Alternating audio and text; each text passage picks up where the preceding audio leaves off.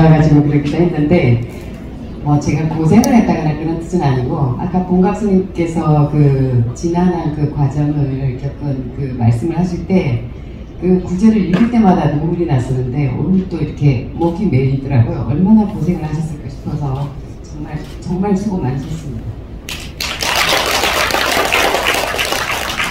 그리고 그 사실 뭐 제가 뭘 얼마나 5년 동안 해도 뭘 얼마나 더 했겠습니까? 근데 저희 그 소장의 스님, 수경 스님께서 저는 거의 봉사나 다름없이 그냥 스님 이제 어디로 가야 돼요? 그러면 지팡이를 주시면서 이거 잡고 따라와 라는 식으로 해서 그렇게 정말 그 자료들을 모을 수 있었습니다.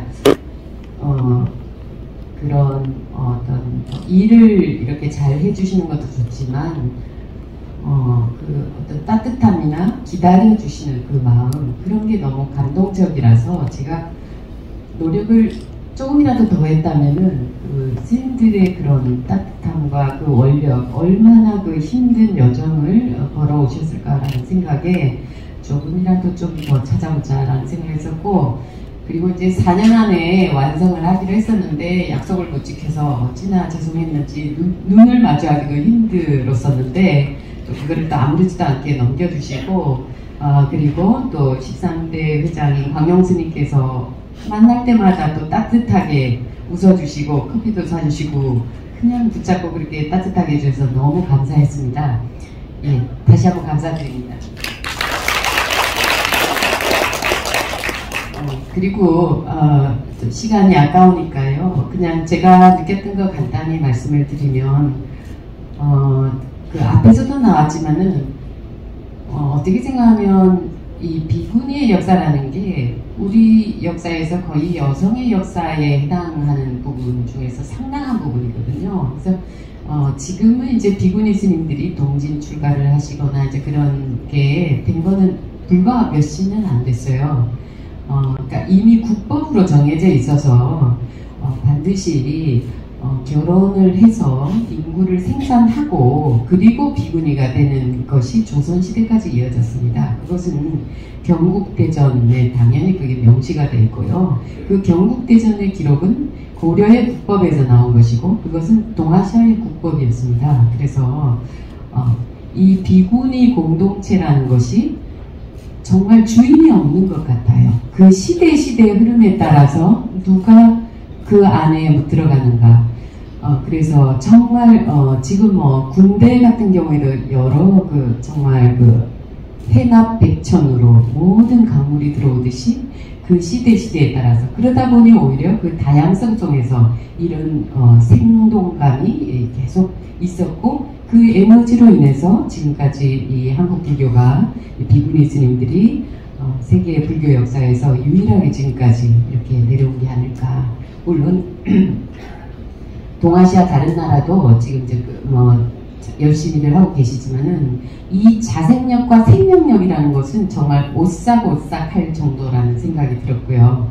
그리고 그는 구체적으로 한번 책을 보시기를 권하고 이제 6장 중에서 제가 생각하기에는 시간이 없는 분들이라면 3장, 4장, 5장을 꼭 읽어보셨으면 좋겠고 그래도 시간이 없는 분이라면 4장과 5장은 꼭 읽어주셨으면 하는 것이 저의 그 바람입니다. 그래서 이게 그 안에 어쩌면 미래로 나아가는 비구니 승가의 길이 우리 왜 그 유명한 누구가 썼는지 기억은 안 나는데 오래된 미래라는 책이 있잖아요. 저는 그 책 한때 좋아해서 많이 갖고 다녔었는데 4장 5장 안에 어쩌면 무슨 아무리 그 현대 과학 문명과 정보통신의 시대라고 해도 그 길이 4장 5장에 저는 다 있다고 생각이 들고 그것은 비구니 스님만의 역사가 아니라 우리 불교 여성들의 역사라는 생각이 들어서 이제 앞으로 누군가가 제가 불자 여성사에 대한 것도 좀 이렇게 한다면은 이게 어떻게 생각하면 이 우리 대한민국의 어떤 역동성을 반추해보고 그동안의 역사를 바라보거나 할 때 우리가 어떤 고정관념이라는 거 있지 않습니까? 그래서 그런 생각이 있으면은 다른 생각은 잘 안 들어오잖아요. 읽히지가 않잖아요. 근데 그 우리들의 지나간 역사들을 한번 반추해 볼 수 있는 작은 이것이 오솔길을 열어준다면 참 좋겠다라는 생각이 들었고, 그리고 이제 굉장히 그 어려운 환경 속에서도 저희 민족이 영성이 참 대단하다. 영성이라는 용어는 우리 불교적 용어는 아닌지 모르겠지만 어마어마한 여성 도인들이 많았다는 거예요. 그리고 그런 어떤 공부가 되신 분들은 에너지가 포도포도 쓴 다음이 없구나, 그런 느낌 많이 받았습니다. 이건 뭐 써도 계속 나오는 큰 생물의 근원이구나.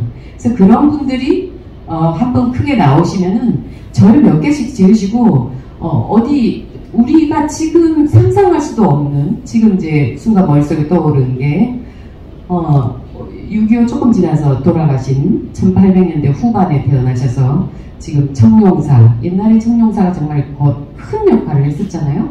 여기 그 상근 스님, 지금 디지털 비구니 인물사전에 그 사진이 올려져 있습니다. 저는 참 이렇게 너무 사랑해서 자주 보거든요. 거기 들어가가지고. 예를 들면은 그 남북분단 전에 금강산에 저희 그 여성들 중에서 굉장한 그런 이게 도가 높았던 그런 분들이 엄청 많으셨어요. 그러다가 이제 어떤 분들은 거기서 돌아가시고 이제 남북분단 되고 이제 그 소련과 미국이 지킬 때 못 내려올 때 마지막에 내려오시던 분 중에 상근 스님 예로 들면은 거기 그 이제 진홍 스님 말씀으로 거기서 이제 남자들은 못 내려간다. 그러니까 한치의 멈춤이 없이 바로 위통을 벗어서 딱 보면서 이 저통을 보면서 왜? 이래도 못 내려가? 그러고는 아주 유유히 내려가셨다라고 합니다. 진짜 대단하신 그러니까 그런 예들이 그분만 있는 게 아니에요.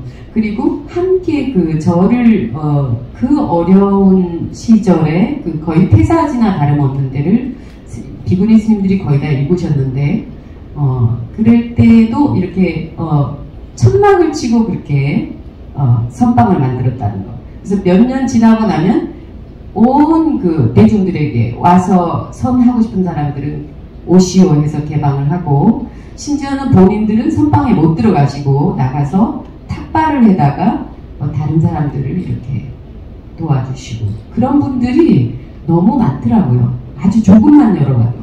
그런데 그런 분들은 이미 굉장히 수행이 깊으셔서 어떻게 생각하면 지금은 거의 많이 잊혀지고 그랬는데, 우리 하춘생 교수님께서 그런 분들을 많이 초창기에 발굴을 해주셔서 사실 정말 큰 의지가 됐고요. 그리고 조은수 교수님은 정말 세계적인 시각으로 이렇게 볼 수 있는 그런 안목을 또 열어주신 면에서 굉장히 정말 감사하게 생각을 하고, 그리고 본각 스님이 만들어 놓으신 저 숱한 자료가 아니면은 비구니사는 정말 어려웠을 거라고 저는 생각이 듭니다. 이 저력이라는 게 결국은 바보들이 제일 멀리 가는구나라고 저는 생각했어요. 그러니까 어디든지 단체에서 요령이 생기기 시작하면 거기서 끝나는구나. 저는 개인적으로 생각을 했습니다. 그래서 그 힘이 지금의 비구니 승단과 우리 불교계에 엄청난 파워가 되는 건 아닌가라는 생각이 들었고, 아까 윤창화 대표님께서 들판에, 축소가 끝난 들판에 이삭을 줍는 심정, 진짜 그 마음이었거든요. 그래서 거의 진짜 5년 동안을 자면서도 자는 게 아닌 식으로 거의 이제 그랬는데, 어떨 때는 약간의 솔직히 좀 현몽 같은 것도 있었어요. 그렇게 많은 목판들 중에서 어떤 걸 뒤져야 하나, 세 자리를 드니까.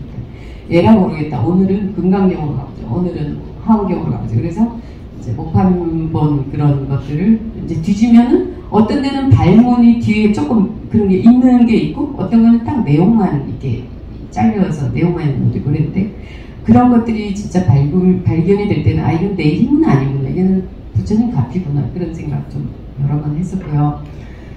그리고 감사합니다.